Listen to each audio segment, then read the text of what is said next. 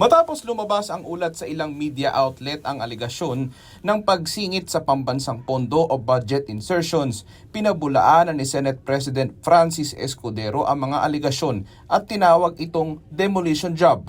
Nabalita na sa akin yan. Nagagamitin laban sa akin yan kaugnay sa isang demolition job, kaugnay sa napipintong halalan ng Senate President. Pero sinasagot pa rin kita ngayon, bagaman tapos na ang halalang yon.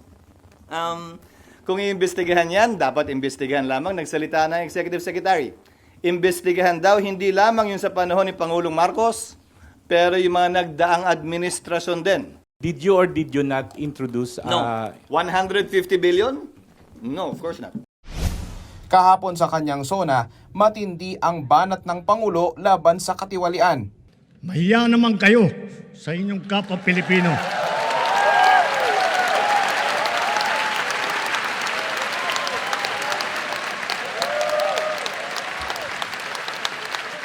Mahiya naman kayo sa mga kabahayan nating naanod o nalubog sa mga pagbaha.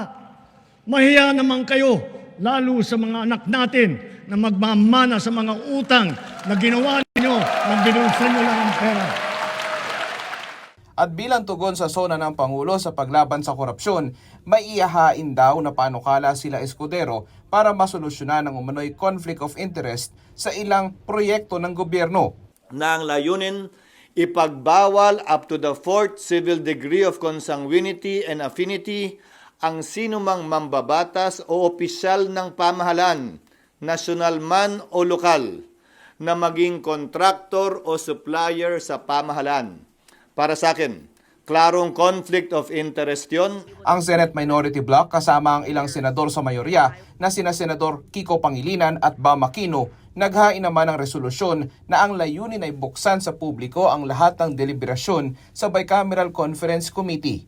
Tinumbok din sa resolusyon ang umano'y korupsyon at mapaminsalang political insertions umano na nagresulta raw sa hindi patas na paggamit ng kaban ng bayan.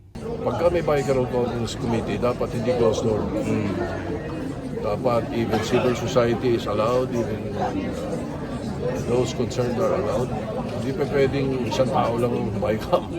Hindi pwedeng sino-sino lang.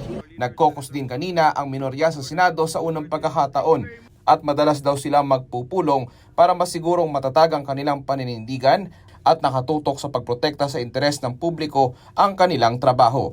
Daniel Mananastas para sa Pambansang TV sa Bagong Pilipinas. Be seated at the Senate Session Hall of the House of Representatives on or before 3:30 p.m.